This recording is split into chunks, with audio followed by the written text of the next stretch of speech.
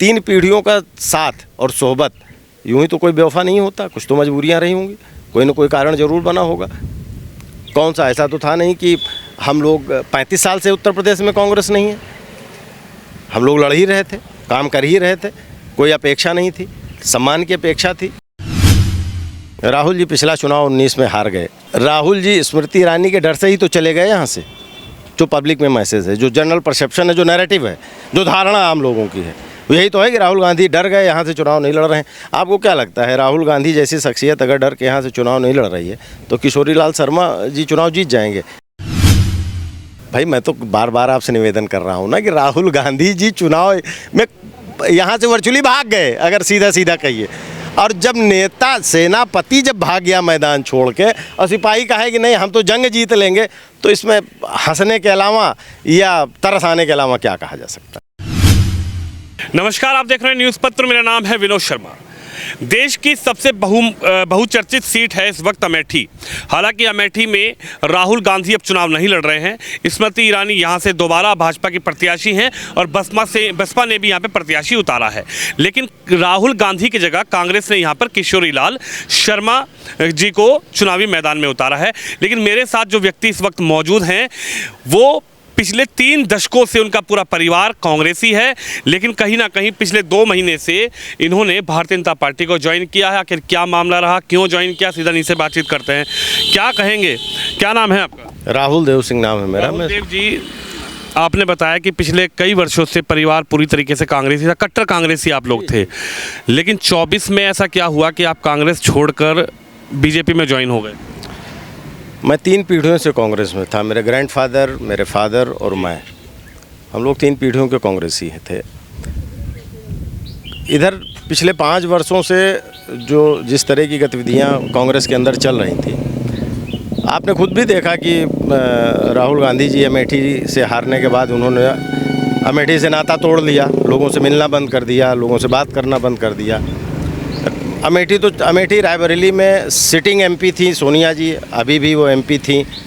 उन्होंने भी कभी रायबरेली 5 बरस में दर्शन नहीं दिए, रायबरेली आई नहीं, कार्यकर्ताओं से मुलाकात नहीं की।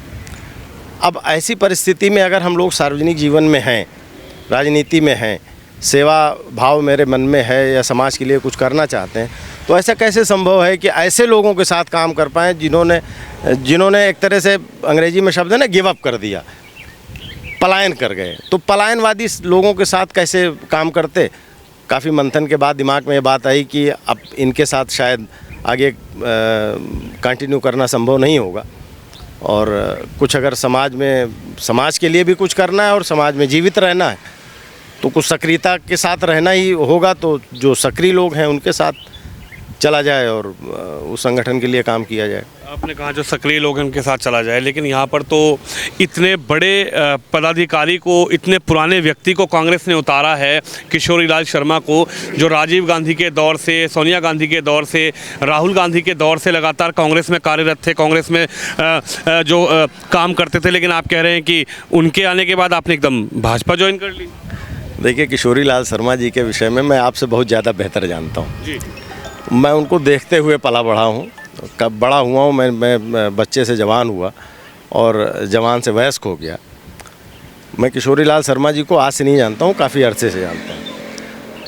आज मूल रूप से मेरा एक खुला आरोप है, और इस बात की अगर आप गहनता से जांच करेंगे, जनता के बीच में जाएंगे, कार्यकर्ताओं से मिलेंगे, कांग्रेस के पुराने कार्यकर्ताओं से बात करेंगे, कांग्रेस के पुराने नेताओं से बात करेंगे, तो आप ये पाएंगे कि आज कांग्रेस की जो दशा अमेठी और रायबरेली के अंदर है उसमें मूल रूप से जिम्मेदार किशोरी लाल शर्मा ही हैं। और इन्होंने ही ऐसा कुचक्र रचा यहाँ के स्थानीय नेताओं कार्यकर्ताओं के विरुद्ध कि कोई भी ऐसा नेता स्थानीय जो कहीं भी ब्लॉक लेवल पे, तहसील लेवल पे, ज़िले लेवल पे प्रभावशाली रहा होगा, जिसकी जनता में थोड़ी भी पैठ रही होगी, इन्होंने कुचक्र रच के या तो उसको कांग्रेस छोड़ने पे मजबूर कर दिया, या उसको साइडलाइन कर दिया, या उसकी राजनीतिक हत्या कर दी। इन्होंने कभी भी यहाँ स्थानीय लोगों को बढ़ने नहीं दिया। आज आप देखिए 1967 की बनी हुई अमेठी लोकसभा, जहाँ Sanjay ji member of parliament रहे, राजीव जी मेंबर ऑफ पार्लियामेंट रहे, सोनिया जी मेंबर ऑफ पार्लियामेंट रहे, Rahul Gandhi member of parliament रहे।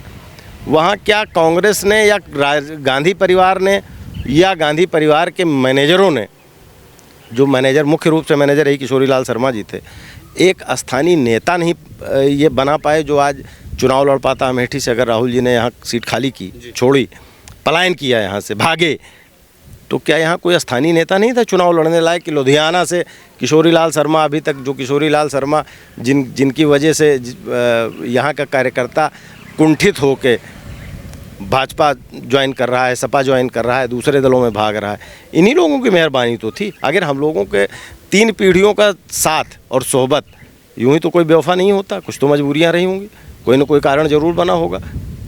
कौन सा ऐसा तो था नहीं कि हम लोग 35 साल से उत्तर प्रदेश में कांग्रेस नहीं है, हम लोग लड़ ही रहे थे, काम कर ही रहे थे, कोई अपेक्षा नहीं थी, सम्मान की अपेक्षा थी। लेकिन नेता पलायन कर दे, नेता अभी इसी मार्च के महीने में जो है अमेठी और रायबरेली से मिला के तकरीबन 100 लोग गए थे राहुल गांधी, सोनिया गांधी और प्रियंका गांधी जी को ढूंढने दिल्ली। लोग अपील करने गए थे कि आप आइए अमेठी से चुनाव लड़िए। 4 दिन लोग अपने खर्चे पे टिके रहे दिल्ली में। आप ज़रा जाइए उन कार्यकर्ताओं से, उन नेताओं से, जिला कांग्रेस कमेटी के अध्यक्ष हैं, पदाधिकारी हैं, उनसे ज़रा पूछिए कि आपके साथ दिल्ली में क्या सलूक हुआ। कहीं एक गिलास पानी पीने को मिला तीनों घरों में? लोगों को ये कहा गया कि आप यहाँ से जाइए, नहीं मीडिया बात का बतंगड़ बनाएगा। और आज वही शख्स जिसने दिल्ली में अपने दरवाजे से लोगों को भगवा दिया, आज वो यहाँ लोगों को बता रहा है कि रायबरेली हमारा परिवार है। परिवार क्या एक तरफा होता है क्या? ऐसे ही परिवार के लोगों के साथ सलूक किया जाता है कि आपके दरवाजे कोई आया है, आप उसको कह दीजिएगा आप यहाँ से जाइए, हम आपके परिवार के हैं, हमारे जब ज़रूरत होगी तो हम आपके पास आएंगे। ऐसा परिवार होता है। किशोरी लाल शर्मा जी ने एक इंटरव्यू दिया, उस इंटरव्यू में उन्होंने कहा कि स्मृति ईरानी चिंता ना करें, मैं ही स्मृति ईरानी को यहाँ से हराऊंगा। राहुल जी पिछला चुनाव 19 में हार गए। राहुल जी स्मृति ईरानी के डर से ही तो चले गए यहाँ से। जो पब्लिक में मैसेज है, जो जनरल परसेप्शन है, जो नैरेटिव है, जो धारणा आम लोगों की है, यही तो है कि राहुल गांधी डर गए, यहाँ से चुनाव नहीं लड़ रहे हैं। आपको क्या लगता है राहुल गांधी जैसी शख्सियत अगर डर के यहाँ से चुनाव नहीं लड़ रही है तो किशोरी लाल शर्मा जी चुनाव जीत जाएंगे? कोई इस बात को स्वीकार करेगा? कोई मानेगा? मैं नेता हूँ, मैं कांग्रेस का नौकर नहीं हूँ। अब ये तो आप जो है कांग्रेस के जो स्थानीय नेता और कार्यकर्ता हैं जिन्होंने किस किस रूप में किशोरी लाल शर्मा को काम करते हुए देखा है। आज तक नेता के तौर पर मैंने नहीं देखा उनको। मैं उनको कार्यालय इंचार्ज कह सकता हूं, मैं उनको सोनिया गांधी का प्रतिनिधि, आमतौर पे लोग उनको सोनिया गांधी का प्रतिनिधि कहते थे, राहुल गांधी का प्रतिनिधि कहते थे। तो प्रतिनिधि क्या होता है? प्रतिनिधि तो ऑन बिहाफ ऑफ किसी के काम करता है ना, कि हमारा जो एजेंडा है वो इम्प्लीमेंट करेगा। स्थानीय स्तर पे कागज़ पत्तर लिखा पढ़ी जो काम ऑफिस सुपरिंटेंडेंट करता है, जिसको आमतौर पे बोली भाषा में बड़ा बाबू कहते हैं, तो ऑफिस सुपरिंटेंडेंट है वो। तो आप बड़ा बाबू मान रहे हैं किशोरी लाल शर्मा को? आप बड़ा बाबू मान रहे हैं? मैं तो यही मानता हूँ कि भाई दफ्तर के बड़े बाबू थे, अब उन्हीं दफ्तर के बड़े बाबू को साहब लोगों की मर्जी हुई, कहा भाई जा आप चुनाव लड़िए, तो हुक्म हुजूर आला का, नौकर की जय जयकार करो, हो गया। नौकर की जय जयकार हो रही है, अब कांग्रेसी करें नौकर की जय जयकार। किशोरी लाल जी कह रहे हैं हरा देंगे इस बार। तो भाई मैं तो बार बार आपसे निवेदन कर रहा हूँ ना कि राहुल गांधी जी चुनाव में यहाँ से वर्चुअली भाग गए, अगर सीधा सीधा कहिए। और जब नेता सेनापति जब भाग गया मैदान छोड़ के और सिपाही कहे कि नहीं हम तो जंग जीत लेंगे, तो इसमें हंसने के अलावा या तरस आने के अलावा क्या कहा जा सकता है? आखिरी सवाल, क्या नज़र आ रहा है अब अमेठी का भविष्य क्या होगा? अमेठी का भविष्य ये है कि स्मृति ईरानी जी चुनाव जीतेंगी, भाजपा की सरकार देश में बनेगी, मोदी जी के नेतृत्व में एक बार फिर से सरकार बनेगी, अमेठी का विकास होगा और दीदी विकास करेंगी। स्मृति ईरानी जी से हम लोगों को उम्मीदें हैं। क्षेत्र में जिस तरीके से उनकी कनेक्टिविटी है, जिस तरीके से हर गांव गली कूचे तक जा रही हैं, कार्यकर्ताओं से मिल रही हैं, लोगों से मिल रही हैं, मुझे पूरा यकीन है कि लोग भारी बहुमत से उनको जिताएंगे और आगे हम लोग विकास के पथ पे आगे बढ़ेंगे।